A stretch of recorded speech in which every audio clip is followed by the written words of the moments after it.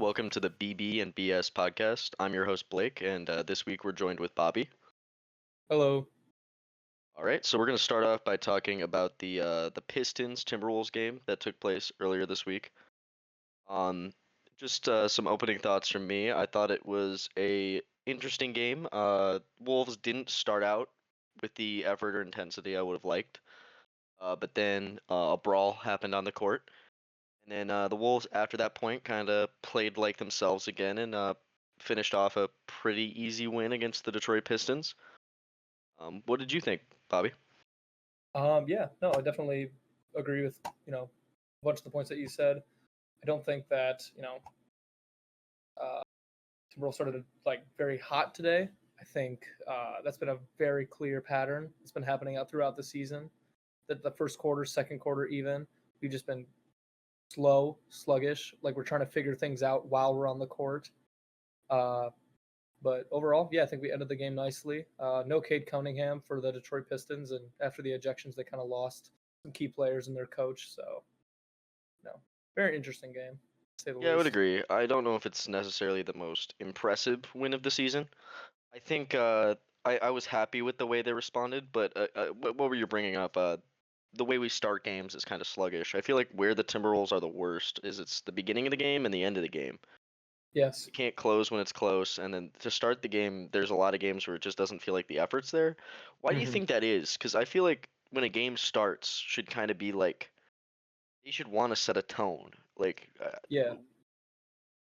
I mean, it's been a point of conversation where the Timberwolves have lacked energy, right? Like Julius Randle in the beginning of the season before he got injured, giant critiques about just like, oh, there's no, defensive effort throughout the game. So we can't count on him to bring the energy. Ant sometimes is, slow to start. He'll try to get his teammates involved. So, maybe it's just like a feeling out process. Maybe that's how the Timberwolves like to go about it, but maybe that's an error on their scouting department, right? They don't have a game plan for, when the game starts. So honestly, could not give my full 2 cents on that because I think really they have definitely no clue. have a game plan. It's just it's very weird. It's almost like when the game starts, no one truly knows what to do, especially with those 5 players on the court. Yes. Because offensively, it's like no one really knows who's supposed to be scoring. And then occasionally you get a game where someone like is like, okay, I'm doing it this game, and then you'll get like Randall. For example, the New York Knicks game at home when Cat returned, he had a ton of points in the first quarter. Or when the Mavericks came earlier in the season, that was like game 5. Ant just said, okay, I'm gonna try to kill them this game, and he had like 23 points in the first quarter. We lost both of those games because the team never got into flow. So I kind of get what you're saying. Maybe they're trying to get that flow going. So maybe we do need those slow starts. But it's always an uphill battle after that.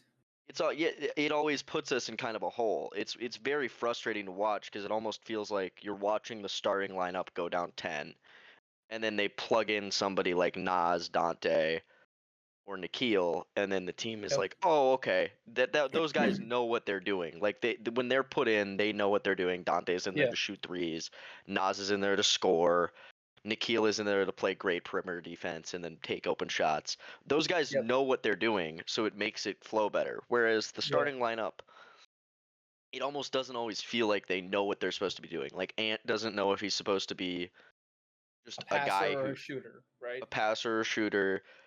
Conley, if Randall and Ant are being ball dominant and he's supposed to be our point guard, he kind of just becomes an off-ball shooter, which isn't really his role. I mean, he's not terrible at it, but it's not his role. And then Rudy, when he's not being fed, if Ant and Randall are the 2 ball dominant players, both of those guys haven't had great chemistry with Rudy this season. So he kind of gets frustrated, I think, on offense. And when Rudy's frustrated, he doesn't play the best on defense. And then Jaden's kind of just lost. I think he's a guy who, over this good stretch of games, we just had a great March. He's kind of found ways to impact. Like, he's like, okay, I got the ball. I'm going to try to score. He's done a really good job at that this month. But it was a little frustrating to see all of that. We had a really great, that 8-game win streak. All this stuff's kind of coming back now that Randall's healthy and that the starting lineup is in the right spot. almost the exact same problems we saw earlier in the season are back, and it's super frustrating because in a playoff series, you're not going to be able to do that. No, and it is frustrating with Jaden. Like, beginning of the season, like even before the season started, we had speculations that he's gonna make the elevation to become like a striking two-way player, right? He's gonna start developing his three-point shot more. He's gonna develop some fadeaways, maybe driving to the rim more, and his offense has just flat out sucked. He's had great games, individual games, then he'll come back right with a stinker. So right now, his only identity is just being, a great defender, which he always has been. Sometimes he gets frustrated, but that's okay. Grab some rebounds for us, but other than that, he's become an offensive liability. He had become an I would He's had a disagree with great you stretch. slightly. This stretch of games has been incredible, especially the rebounding. The fact that he's found a good way to rebound the ball consistently. He was not a good rebounder for his height for most of his career, and now he's become a very good rebounder, and it helps the team. Yeah. I also, especially like these last 10 games, he shot, like 50% from three, I believe. Granted on less, like on not too many attempts, but still a greater split. that's good because he should not just be in the corner. His best shot position is getting to the rim and then taking shots over smaller players. He's good at those. He's good at those mid-range shots, and he's good at getting to the rim. If you give him an open three, he's not bad at it. He just is bad at it when it's the only thing you ask him to do. Like if the entire game you have him playing defense and then in the corner, he gets a shot. It's hard to get into rhythm if the only shots you're taking are corner threes. Yes. Like there'll be games where I assume there's games earlier in the season where I bet those pop-up games were games where he shot really well from three. Now I feel like the games where he plays well are he's able to develop more into the flow of the game. But what we were talking about with him, we kind of thought after the Cat trade that he would develop into a higher point per game player. I don't remember exactly what he averaged last year, but I think what we had talked about is like he'd be a 14, 15, 16 point per game player. He's at 12.5, so he's slightly underachieved, but I don't think it's been that terrible, especially with the circumstances of we're trying to integrate Randall, we're trying to integrate DiVincenzo. Ant's trying to take a more ball-dominant role. Conley's kind of fading backwards. It's not that surprising to me that he got lost in a little bit of that for most of the season. Yeah. But some positive notes, right?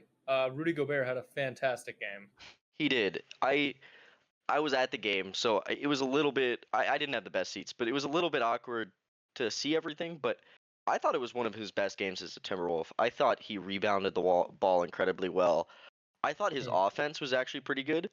And something the last two games that I've really liked is Anthony Edwards has actually passed him the ball off of some really good pick and roll off a screen, getting him down low. Really good passes that got wide open dunks for Rudy Gobert. That started in the Suns game. It really popped because the two passes you're like, I've never really seen Ant do that before. And today he did it again, and I'm like, wow, that if he can do that consistently, it makes Rudy a better player. Yeah, I feel like today was definitely an anomaly. I mean, Jalen Duren kind of got punked down low. And he Suns had 10 offensive rebounds. And the Suns don't really have a great center either, so that's a good point. That's a good point. Yeah, but still, it just shows like this. Like Anthony Edwards is. I'm hesitant to say this, but I would like to think that he's starting to develop as sort of a creator role as well. Obviously, having Mike Conley, all the coaching staff, everybody says that he just makes the offense easy for everybody, right?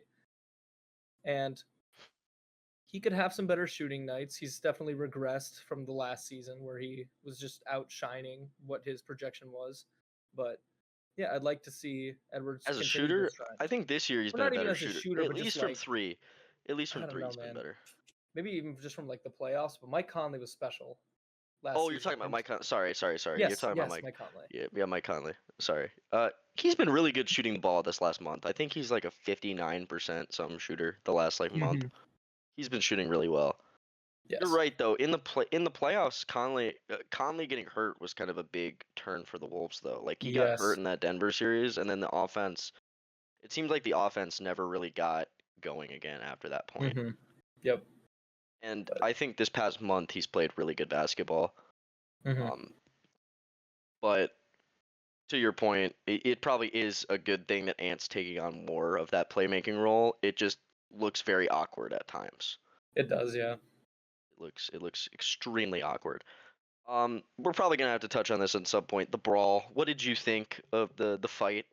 Yeah. I thought I mean, it Ronald was. Holland is he's a young guy, right? He's what, like 19 years old, He's younger than 19. He's us. 19 years old. Yeah, Yeah. younger than us, and he's just, I mean, yeah, it was definitely a foul. Okay. I don't think it was too hard of a People don't know how foul. old we are. I'm 22. You're. Yeah, Yeah. I'm about to turn 22 in like 3 days. Yeah. We're both young. But yeah. Yeah. But yeah, I didn't think it was a super hard foul on Nas. Maybe Nas just, got into his own head a little bit, started chirping at him. I mean, they were chirping the Well, whole game. it kind Dante of was chirping. it kind of started with Detroit is a very aggressive team, and they Yes. thought they could come in and punk the Timberwolves. And to be fair to them, they did for the first quarter. Malik Beasley Yes. was talking crazy. They were Yep. dominating us in the first quarter. When he said hell no to And Jalen Clark's open three, like, oof. yeah, he said, to be fair, Malik Beasley might need to look at the scouting report a little bit more. Jalen Clark is a 44% three-point shooter this year. I know he missed that shot, but he's a 44. That is not a bad three-point shooter. Leaving him wide open is No, not he's not. something you. Yeah, he is. 44. Well, no. He's not a bad shooter. That's what I mean. Yeah. He's not a bad shooter. Shouting hell no at that is kind of crazy. Yeah. Whereas Blake Dante was Beasley is shouting. also a great shooter, but I mean, He is a great shooter, but like. it's Also, it kind of felt a little unwarranted. I mean, Jalen Clark is a bench guy that's primarily known for defense. To be fair to Beasley, though, the shot did go over the back of the backboard. Like it was, it was not a great After it shot. hit the rim, it was a crazy brick, though. It was Holy it was hell. a pretty big break. He's got to make that shot. But going in on it, that's what the Pistons do this year, and that's why they've been super successful. Is they go in with energy, they punk teams, they punch you in the mouth, and a lot of teams don't respond. I just don't. That's their identity, and there's certain teams I don't think you can do that against, and I don't think the Timberwolves are one of them. I think if you do that to the Timberwolves, that's gonna wake them up. The best way to beat the Timberwolves is when they're in their own head, when they're frustrated with one another and they're not working as a team. Mm-hmm. Like waking them up is just gonna like get them to play harder and play defense better. And if the Wolves are playing good defense and getting rebounds and pushing the ball, and players are playing with anger and with the towards the opponent and not towards one another, I just think that's a better recipe for success for the Timberwolves. So I actually think if the Pistons kind of just played aggressive but didn't talk all the smack, they probably would have won that game. The Wolves probably would have just gotten frustrated with one another on offense. Yep. Because to be fair, the two guys who instigated the fight, Nas Reed and Dante. I think Dante was the only guy who had hit a 3-pointer in the game at the point when the fight happened. I think the Wolves had he was 2 for 3. I think he had made 2 3-pointers, and I think those were our only 2 3-pointers up until that point. We were playing terrible, and Nas is not a great defender. How many points did he have? Nas had only 2 within 10 minutes. Okay, so he wasn't playing incredibly great, but after only 10 minutes. Dante was playing really good. He had a good. What kind of started the whole thing is there was some scuffling going on, between Holland and Dante. Dante got a block on him. Mm-hmm. Really, really good block. Yeah. And then Dante started chirping at Isaiah Stewart and saying hell no, and he was taking a floater. I mean, and Dante rightfully so. He missed it. He missed it, but then it went down the other end. Dante was trying to drive. And then just completely charged. He charged somebody. I think the guy's feet were moving, but he extends the arm, so they're gonna call it a charge every time. They're gonna call it a charge. They're gonna call it a charge every time. Isaiah Stewart didn't like the charge, so he pushes Dante. At that point, they give Isaiah Stewart a tech. So I was on the refs at the game because I thought they kind of lost control of the game, but I really don't know what they're supposed to do in this situation when you've got 2 aggressive teams like this. I mean, some of the announcers were saying it, like, where was the coaching staff trying to, like, pull players away? I mean, it seemed like All 10 players on the court were in that. Well, just the tension. You could feel it. Chris Finch after the game brought it up. You could feel the tension building. Like you were like, oh, someone's gonna foul out. Someone's gonna get a tech. Someone's gonna start some shoving. And then nobody's not gonna do anything. Yeah, we're not a team that's just gonna sit there and take that. They were looking for a fight. Oh. And they got it. They got their fight. Dante's not afraid to chirp. Yeah. When he came home from the Knicks, he was talking to everybody. If you were doing fight grades, for everyone who got ejected, what would you give the grades? I think Nas has got to get like a D-. He was under everybody. Yeah. He did not do it. Nas got like a D-. What would you give Dante? He did throw Holland to the ground, but he did get pushed into the crowd. So, yeah, and he couldn't get up. He was literally like, and then there was a fan over Dante trying to like protect him. Yeah, not a great look. But to be fair to Dante though, he got up and then he pushed everybody off of Nas and got Nas out. So I feel like that's got to give him. I'd give Nas like a B, or I'd give Dante like a B. And then it was it was Ronald Holland, Isaiah Stewart. Was it Marcus Sasser that was also ejected? I think he was was he the last one? I don't remember the last one. I remember him being in the scuffle. Thank God Mike Conley did not get a tech. Oh, dude. Well, he needs to get one in his career. He needs to get one in his career. He can't go his entire career without getting a tech. I'm okay with him living without one.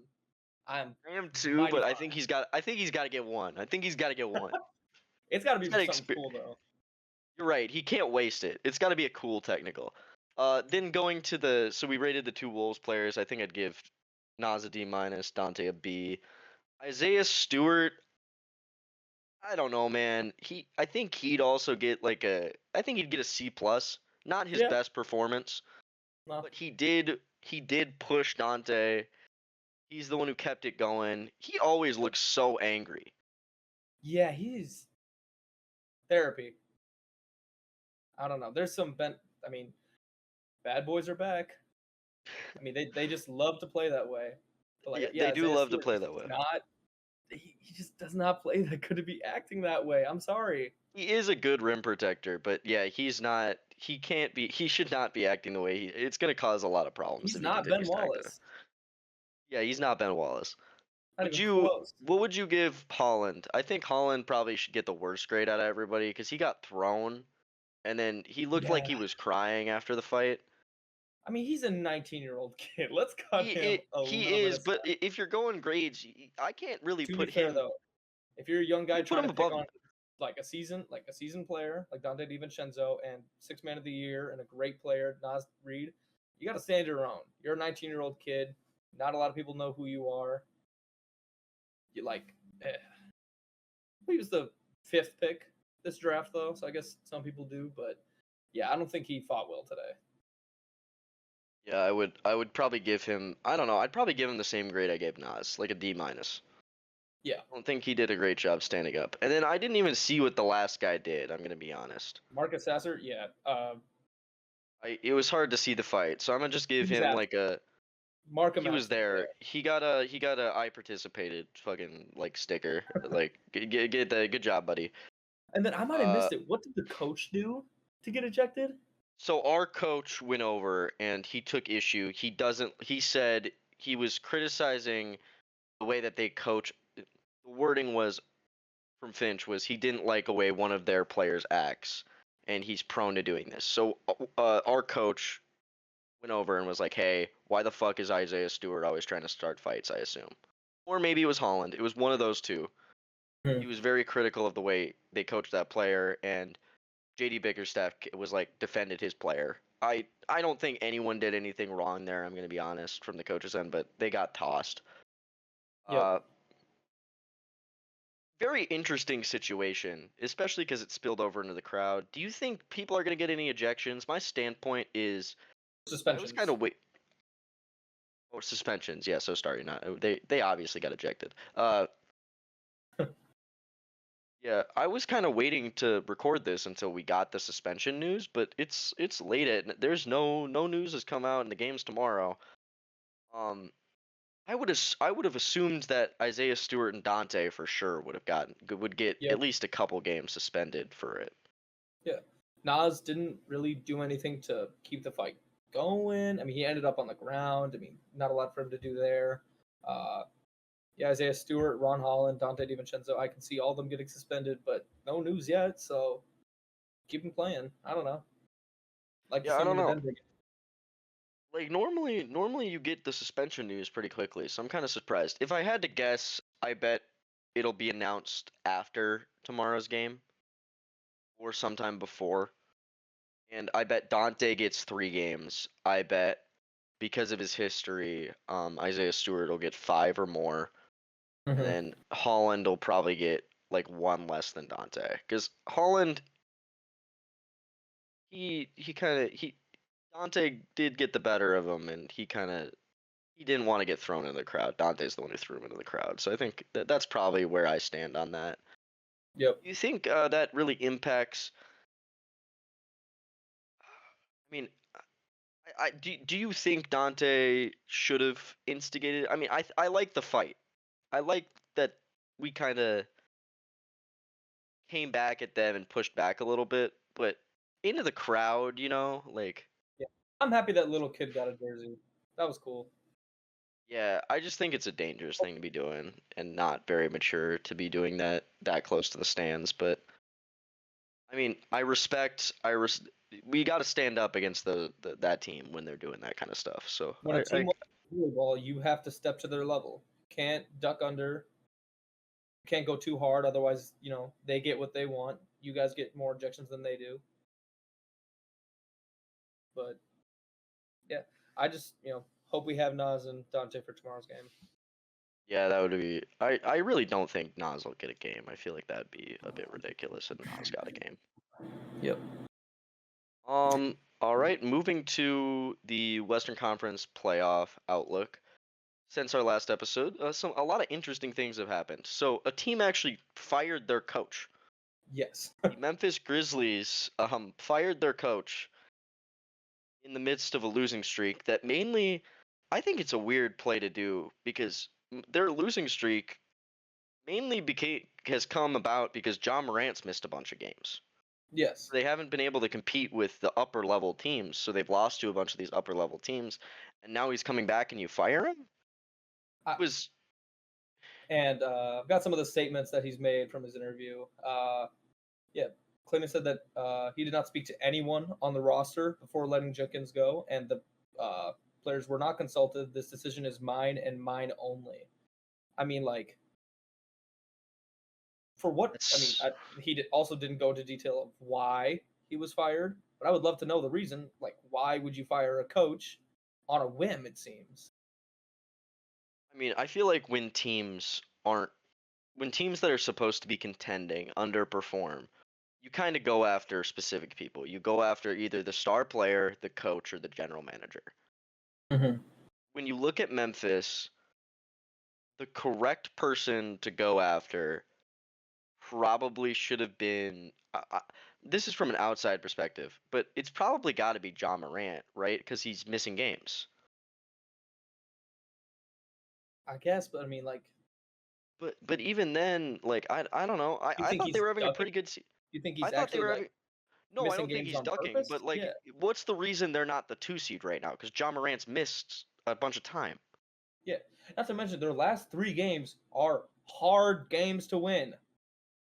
Well, yeah, They but 2 of them have at the taken Thunder. place after the firing, right? I believe. I mean, yes, And but like still, I mean, I just it's and seems to be a firing that's just happened out of nowhere, and I would love to know a reason why. I mean, the only thing I can really think of is the GM almost didn't want to give the coach a chance to figure it out.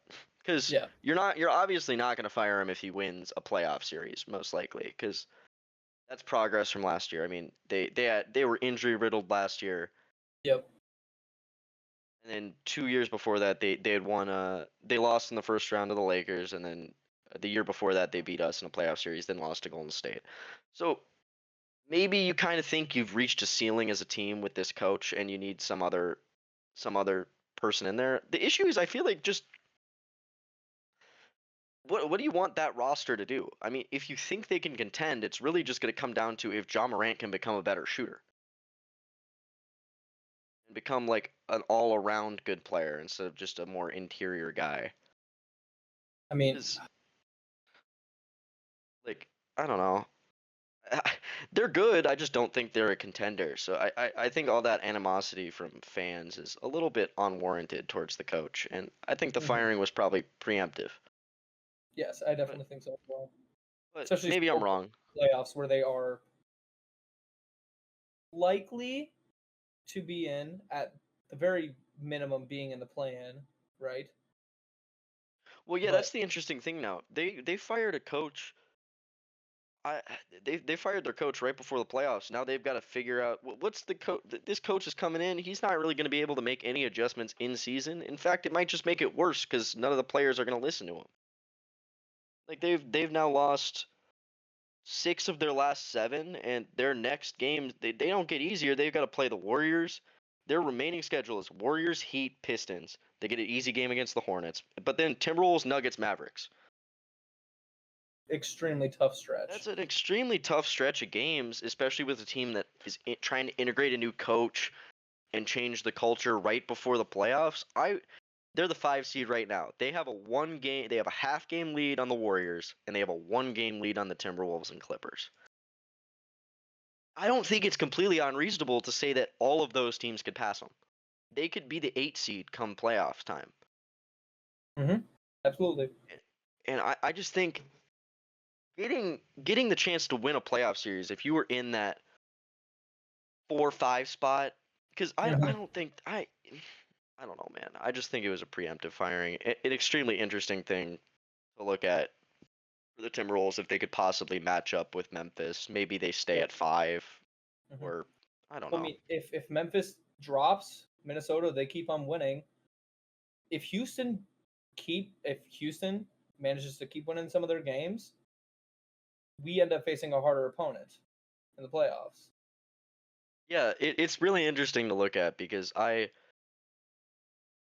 don't know. My opinion on Houston is still I want to see them do it in the playoffs, but they have had an extremely impressive month. They look very well put together. I still don't know if it's going to work in the playoffs, but if I was picking series now, it's hard for me. I don't know if I would call them the easiest opponent anymore. I think Memphis has kind of hopped them because they got so many weird things going on. It's hard for me to like that team with a coach who hasn't even coached as a head coach for more than a couple of weeks starting the playoffs. I feel like they're that now the whoever gets Memphis is like, oh, okay, we got this weird team. That's in the bag, yeah. Yeah, we got this in the bag. Now the Timberwolves, they're in an interesting spot. They had dropped a bunch of games the last time we had talked, and we were kind of looking at we'd picked the rest of the schedule, and we thought they would finish with around 47 wins. Now I'm kind of looking at it. A lot of other things have happened. Memphis fired their coach, and that's a game that I think some of us had us losing away at Memphis. We beat the Pistons because Cade Cunningham didn't play. Yep. Maybe not fully because Cade Cunningham didn't play, but it helped. We played Denver tomorrow, or today, still a very tough game. Yep. And then our away game at Milwaukee, Damian Lillard is no longer going to be playing in that game because of his blood clots. He's out for probably the remainder of the Denver season. Nuggets game. Okay, to be fair, these are all players on game time decisions, right? But there's Christian Brown, Aaron Gordon, Nikola Jokic, I have it pulled up too. Yeah. Jamal Murray, and then Julian Strother, who is officially out. But it says Murray was able to practice. Jokic is probable. Gordon is questionable. Brown is probable. So, but even if a couple of players are missing, that could definitely sway it more towards the Timberwolves' favor. Yeah, but 3 of those guys are probable. Gordon and Murray are looking more questionable. I think you're gonna get most of those guys. They, especially with the Lakers winning. I think the Lakers beat Houston tonight. They're in kind of a race. There's kind of 2 separate races going on, in my opinion. There's the race for the 2, 3, 4, and then there's the race for the 5, 6, 7, 8. It's Houston, Lakers, and Denver are in that 2, 3, 4 race, and then the Wolves, Grizzlies, Warriors are all And then kind of in that Clippers. other race. Oh, and Clippers, yes, Clippers. So I think it's going to be a very important game for the Nuggets to win, especially if they would like to get up to that 2 seed. Maybe they're fine staying at 3, but even to stay at 3, they're probably going to have to keep winning. So I think we'll end up getting a very good punch from Denver. Did you see their coach's quotes about I the did not. Timberwolves? He today came out and basically said, these guys have beat us 5 times in a row. When you watch them play, they don't play. He Very weird quote to give. He basically said, when you watch the Timberwolves on tape, they don't play as hard against other teams as they play against us. They Hmm. treat it as a rivalry, and we treat it more as a game. I don't find that true at all. I don't think that's true. Maybe they get. I mean, we You play could very make well the against case. Denver, but they definitely care about it. Like, their players get frustrated. I mean, most of the games have happened in playoff series. Maybe Yep. he's talking specifically about the regular season games. But Which, even then, I don't know. I think it's an extremely weird quote to give because, again, the best way to beat the Timberwolves is if they sleepwalk through a game. All the players are going to see that quote. yes. Like, It makes it oh, more this is just a personal for the regular game to you guys? Like, you're like, I don't know. That's a weird quote to give the day before the game, in my And you opinion. could make the case that the Denver Nuggets maybe don't see it as personal as the Timberwolves, right? I mean, like, who would you consider the Denver Nuggets rivals to be? I think a lot of Nuggets fans find the Lakers to be the bigger rival. Yeah, I mean, the last, what, 2, 3 playoff series, they've kicked their ass. Well, that's the point. But we also, I mean, we kicked Denver. Wait, we didn't really. We win 7 games, but We did not kick their butt. we win 7 games. But I mean, I don't know.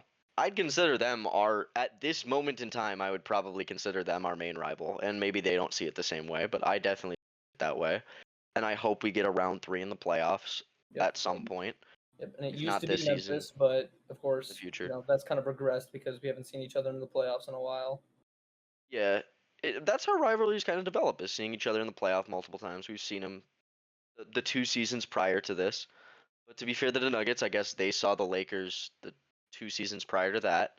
Yep. So, I mean, from their standpoint, maybe they care more about maybe the players on the team care more about the Lakers games. But I just thought it was an interesting quote to give the day before the game, especially when the Timberwolves are their own worst enemy. You kind of want them to come into this game like, oh, we just had this brawl with the Pistons. Oh, we normally kick the Nuggets' ass. Whatever. We'll just.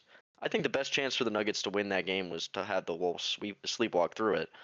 Maybe his standpoint though is he's like, the Wolves are gonna play hard no matter what against us, so I'm just gonna try to get our team to wake up. Like, it's a rivalry, guys, wake up. But yeah, very strange quote. Yeah, very strange indeed.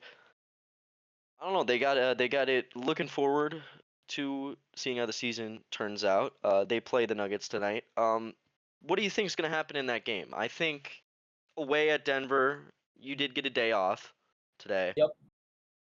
Um, Not entirely sure if suspensions are going to impact the game. Based on the fact that they didn't announce them tonight, I kind of hope they don't, because then they're making our game plan kind of us figure it out like hours before the game. But as of right now, I'm going to predict the game as if Dante and Naz Reid are both participating. The line right now is Nuggets -3. 9 o'clock game on TNT. Big rivalry game. I think the Wolves will show up for this one. Yep. I initially had said last week I talked about I thought we'd lose this game. Um, with the quotes of their coach and with how we're playing currently and how the standings are kind of getting ironed out, if they're missing Aaron Gordon or Jamal Murray, I think the Wolves should win this game. If both those guys are playing, I think it becomes a lot tougher, but the Timberwolves should still probably be able to eke this one out. Yep. Especially with how Denver has been playing recently. Mhm. They're still an awesome team, but it's just we always wake up for them. Yep. I think some of the If major game plans are definitely going to have to be shutting down their weapons, right? So that's why you said Aaron Gordon, Jamal Murray, either one or maybe even both, possibly being out for tomorrow, definitely allows for us to, keep shutting down more of their bench players, right? And Nikola Jokic, he can score 40, but if he can't get some of his teammates involved, that's what really shuts down the Denver Nuggets. So, like to see us attack Nikola's options, especially shut down his passing lanes and whatnot. But man, it's going to be a tough game, but I'm really hoping that we bring the energy. Yeah, Especially it's very hard for me to predict the Timberwolves this year, just because it entirely really comes out to how specific players play. I think one thing that really helped in the Suns game and in the Pistons game is Julius Randle played excellent in both games. Yep. In the Suns game, he kind of did the thing. I was a little worried in the Suns game to start because he kind of did the thing where he scored 10 points in the first 2 minutes. Mm-hmm. Maybe it wasn't like 2 minutes, but he scored 10 points super quickly. And I was like, oh no, it's going to be a Julius Randle takeover game, and we're going to lose. Which we've seen common times in the season. In the Pistons game, he started the game like 0 for 4, and he did kind of tank the game, but he came back after the brawl, kind of slowed down, really found himself in the game, and was very effective for the rest of that game. Yep. I think this is just a really good matchup for the Timberwolves. I think unless the Wolves have a terrible shooting night, they should be able to get this one. I especially think if we are to get a win against the Nuggets, that's going to definitely elevate the mood of the locker room. Say like, wow, we kind of got this. Like even though we are this possibly the 6th seed or the 7th seed in the playoffs, right? It's not going to be a detriment to us. We could really make a run. I would love for that feeling to emanate throughout the locker room if we are some to stuff. Going up run. Yeah, some stuff to look at. The Nuggets did actually get a very lengthy break here before this game. The last game they played was March 28th. Yep. So we played on March 30th. They got 3 full days of rest. Mm-hmm. I think that's an advantage for the Nuggets, but it's not like we're coming off a back-to-back, so there shouldn't be a fatigue issue there on our end. Another thing to look at is this is the start of a back-to-back for them. So they do play April 2nd. Yep.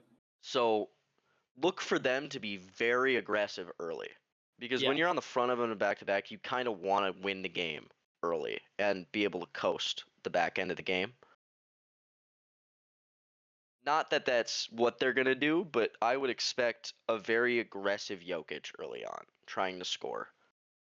And kind of get up the points early. Because that's when they're most effective against the Timberwolves. It's when Jokic is winning the game by himself, and then we adjust our coverage, and then he starts feeding it to more people.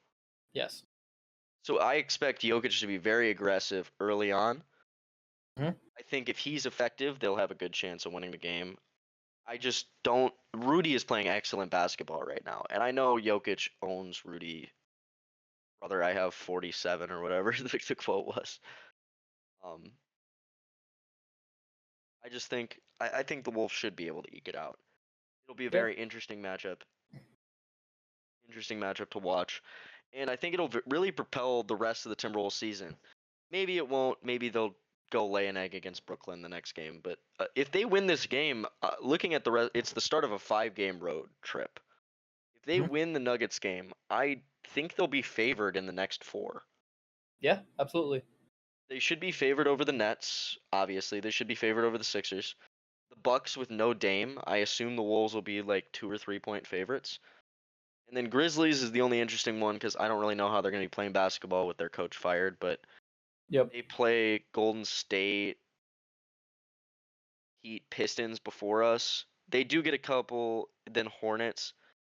Let's just say they go 2-2, so they'll be 46-33.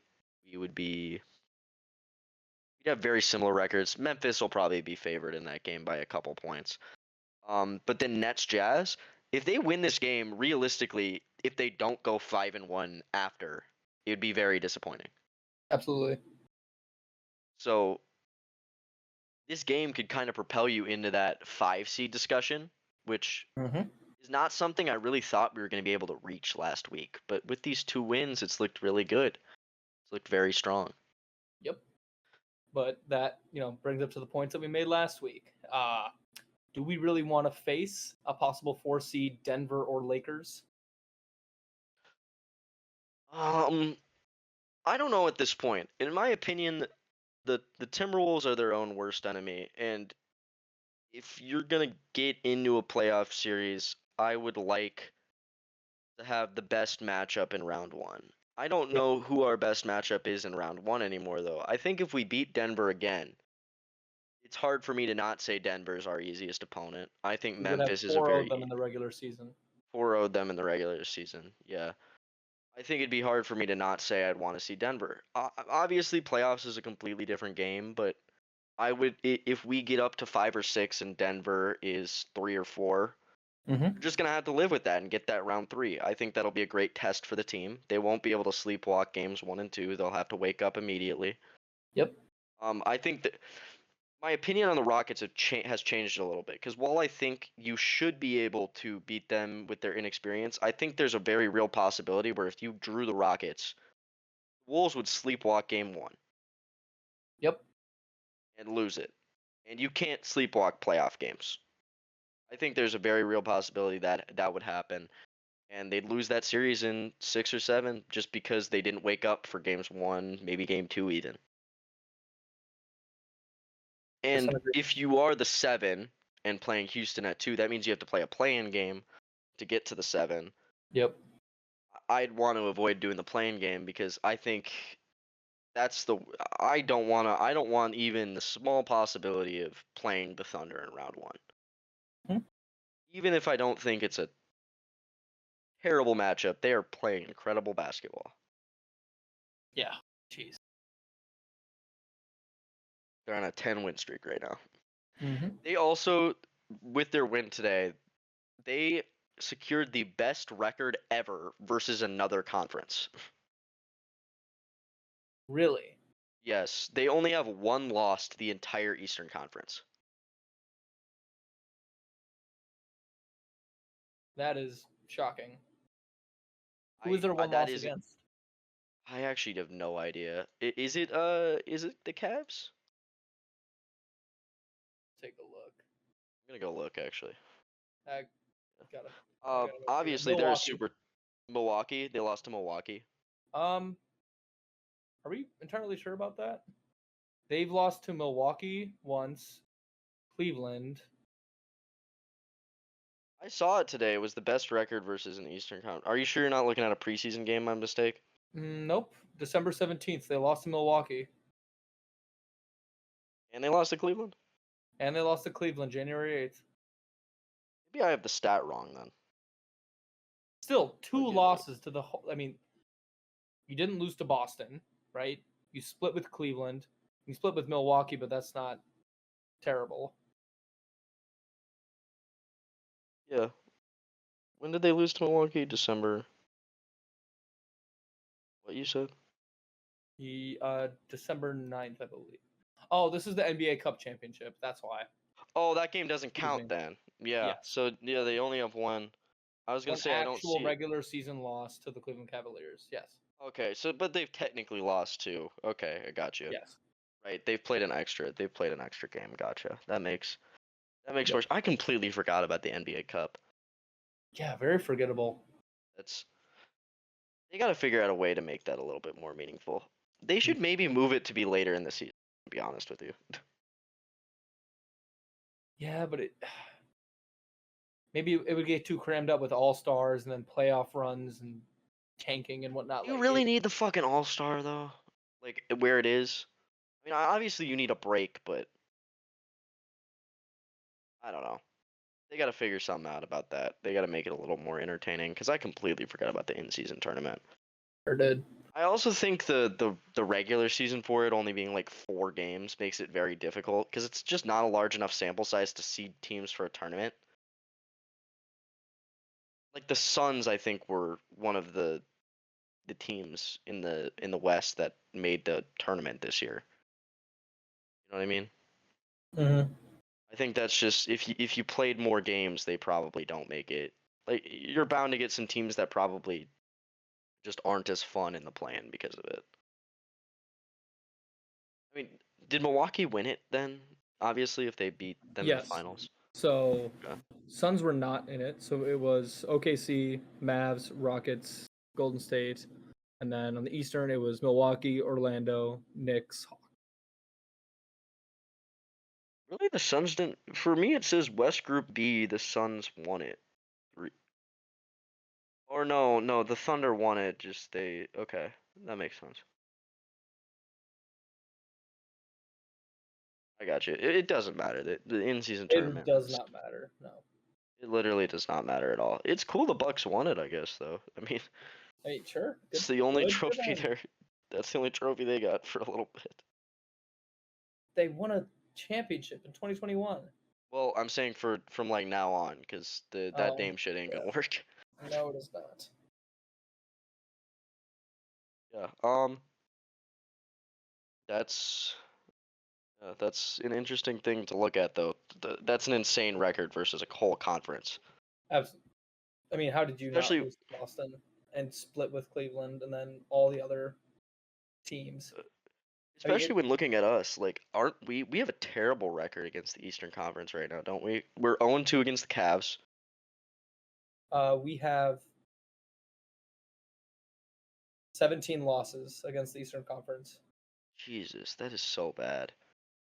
Yep. When you look at the top teams, it's not good. So we went 0-2 versus the Cavs, 0-2 That would versus the mean we are Celtics. 13 and 17 against the Eastern Conference. Oof, that is so rough. We went 1-1 against the Knicks, but Cat was out for one of those games. We went 0-2 versus the Pacers, and then we went 1-1 versus the Pistons, but Cade was out for the other games. We're 0-1 to Milwaukee, and Giannis didn't even play.